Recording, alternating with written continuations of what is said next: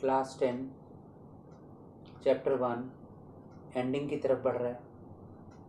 Chapter का नाम as it is वही चलेगा, दोबारा डिस्कस करने का कोई मतलब नहीं बनता। हमारा पिछली वीडियो में मैं रुका था रेडॉक्स रिएक्शन पर। रेडॉक्स रिएक्शन के बारे में मैंने आपको वहाँ क्लियर कर दिया था, डेफिनेशंस क्लियर की थी मैंने कि रेडॉक्स किसको बोलते हैं।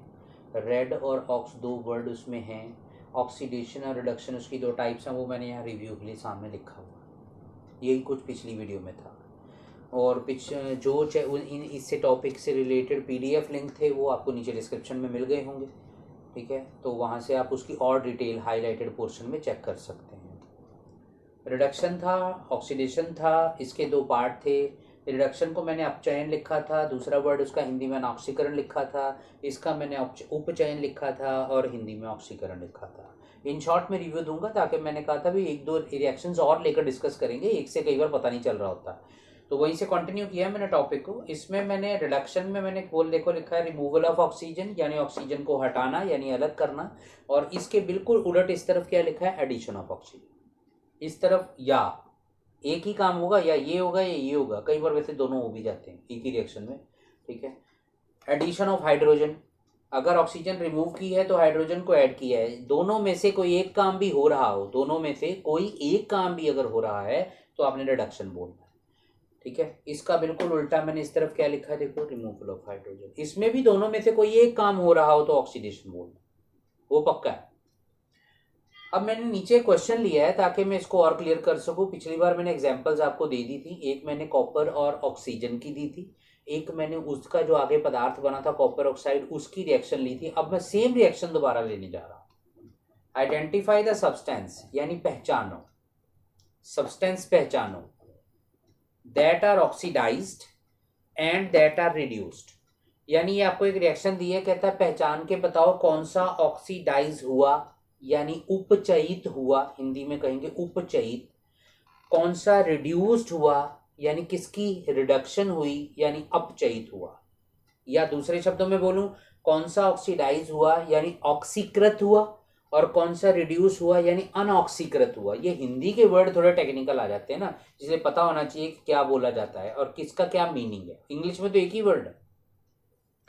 ये रिएक्शन आपके सामने है, जो पिछली बार भी मैंने वीडियो में डिस्कस की थी। आप पिछली वीडियो दोबारा देखकर पहले उस टॉपिक को एक बार दोबारा से समझ लें, ताकि इस टॉपिक को और आसानी से आप समझ सकें। क्योंकि ये टॉपिक देखने में छोटा था ऑक्सीडेशन रिडक्शन का, बट इसके साथ से रिलेटेड जो क्वेश्चन आता है वो अमूमन यानी कि आमतौर पर बच्चे गलत कर आते हैं, जिनको कन्फ्यूजन रहता है। मैंने पिछली वीडियो में भी बोला था, एक साइड याद करो, दूसरी उसकी उल्टी है, बिल्कुल उसके विपरीत, ठीक है। दोनों को इकट्ठा मत याद करना।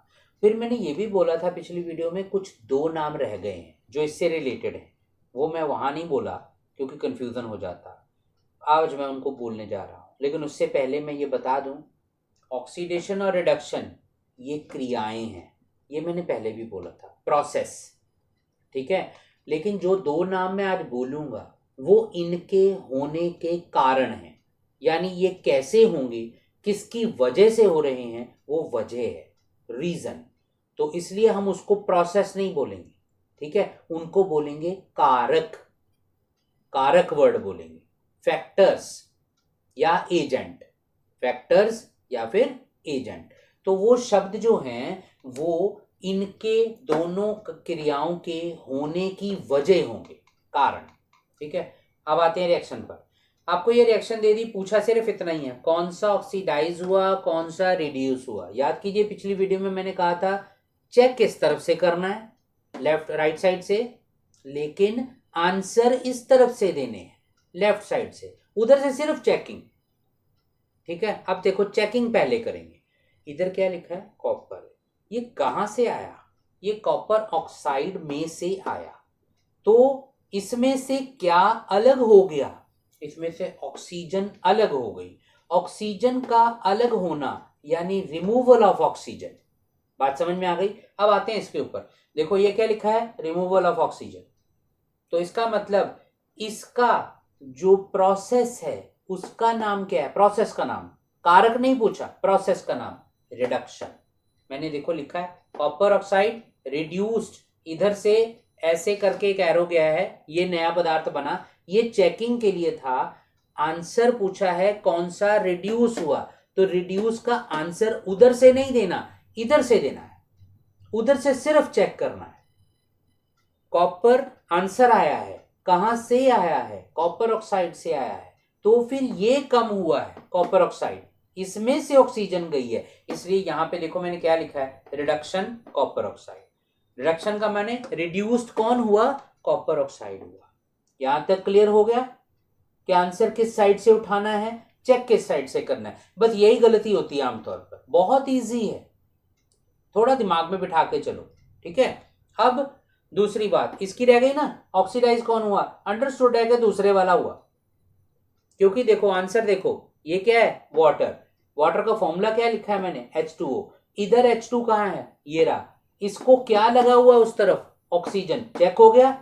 अब जिसको ऑक्सीजन लगी है उसको हम क्या बोलेंगे, एडिशन ऑफ ऑक्सीजन, ये लिखा है मैंने एडिशन ऑफ ऑक्सीजन, यानी इसको ऑक्सीजन लगी तो इसका नाम, प्रोसेस का नाम क्या होगा, इसके प्रोसेस का ऑक्सीडेशन, इसके प्रोसेस का, चेक उधर से किया मैंने, एरो देकर आंसर इधर बताया है, लेकिन आपको जो आंसर लिखना है वो इस तरफ से उठा के लिखना है। तो किसकी ऑक्सीडेशन हुई, हाइड्रोजन की। समझ में आ गई मेरी बात।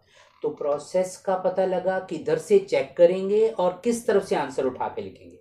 अब मैंने दो नए नाम, इसके साथ जो ऑक्सीजन जुड़ी तो फिर इसका ऑक्सीडेशन हुआ, इसके ऑक्सीडेशन होने का कारक कौन था, किसकी वजह से हुआ, इसको ज्यादा डिटेल में आप समझने लगोगे तो आप आंसर गलत कर दोगे, पक्का गलत कर दोगे, क्योंकि समझ में आ जाता है लेकिन फिर भी गलत हो जाता है।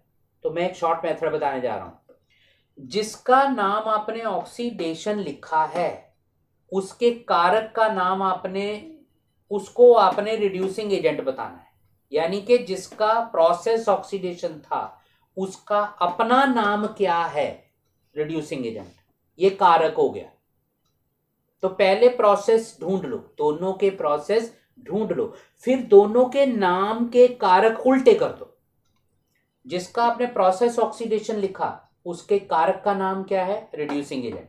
जिसका आपने प्रोसेस रिडक्शन लिखा, देखो उसके कारक का नाम मैंने क्या लिखा है, ऑक्सीडाइजिंग एजेंट। बात समझ में आ गई। तो आपको स्पेशल कुछ नहीं करना, आपको प्रोसेस ढूंढ लेने हैं, प्रोसेस ढूंढने के बाद उनके कारकों के नाम लिखते वक्त नाम पलट दो।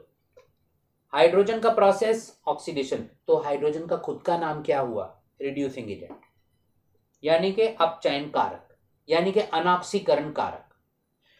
कॉपर ऑक्साइड का प्रोसेस क्या था, रिडक्शन, तो फिर कॉपर ऑक्साइड के कारक का नाम क्या बना, ऑक्सीडाइजिंग एजेंट, यानी कि अपचयन कारक, उपचयन कारक। बात समझ में आ गई। तो कारक ढूंढने मुश्किल नहीं है, बस प्रोसेस ढूंढ लो, उसका नाम उल्टा कर दो, जो करना है इसी तरफ से करना है।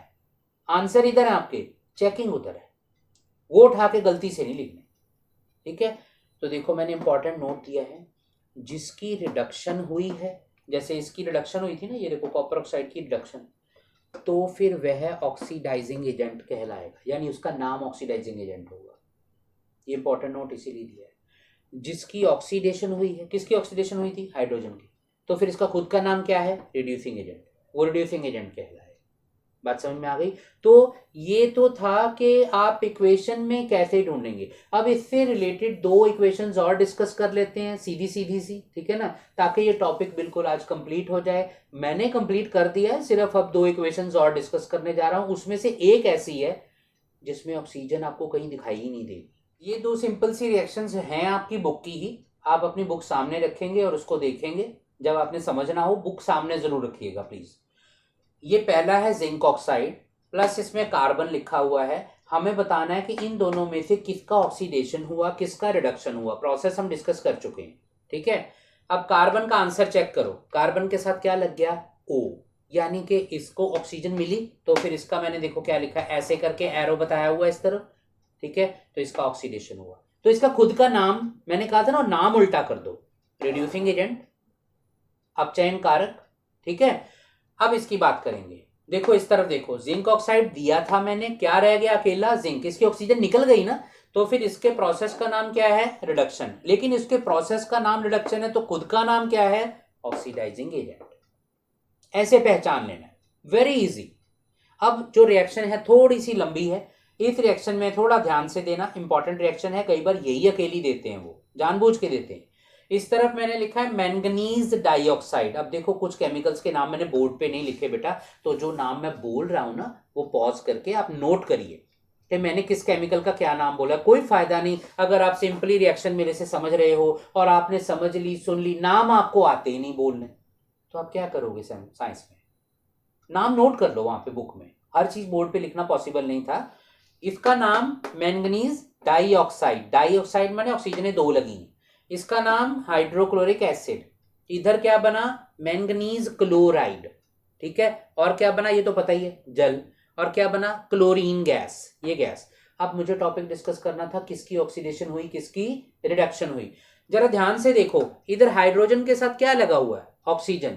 हाइड्रोजन इधर थी, इसको ऑक्सीजन मिली, तो इसका मतलब इस पूरे केमिकल का क्या हुआ होगा? ऑक्सीडेशन। लिखा मैंने, देखो इस तरफ एरो जा रहा है, एरो जाने के बाद मैंने दो जगह एरो लगाया है, क्यों? इसके दो पार्ट हो गए, एक में ऑक्सीजन लग गई, क्लोरीन अलग हो गया, तो दोनों पार्ट आए तो एक ही से है ना, तो इसलिए मैंने इसके बारे में क्या लिखा? ऑक्सीडेशन। और इसके दो पार्ट दिखाए गए, दोनों पार्ट ऑक्सीडेशन होने के बाद ये बने। इसका नाम, नाम उल्टा नाम, रिड्यूसिंग एजेंट। अब इसकी बात कर लो, magnesium oxide, manganese oxide, sorry manganese dioxide. ये इधर देखो, इसमें मैंगनीज अकेला आ गया, क्लोरीन लगी हुई है उसको छोड़ो, लेकिन इधर देखो ऑक्सीजन लगी थी, उधर नहीं है ना, इधर से ऑक्सीजन उतर गई, तो फिर इसकी क्या हुई? इसकी हुई reduction.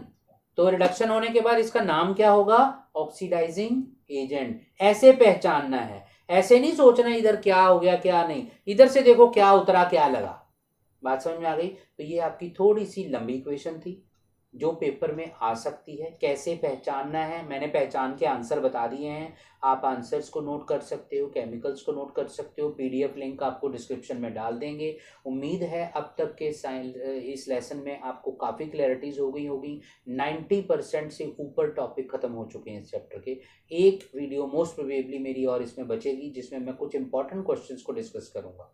Thank you very much.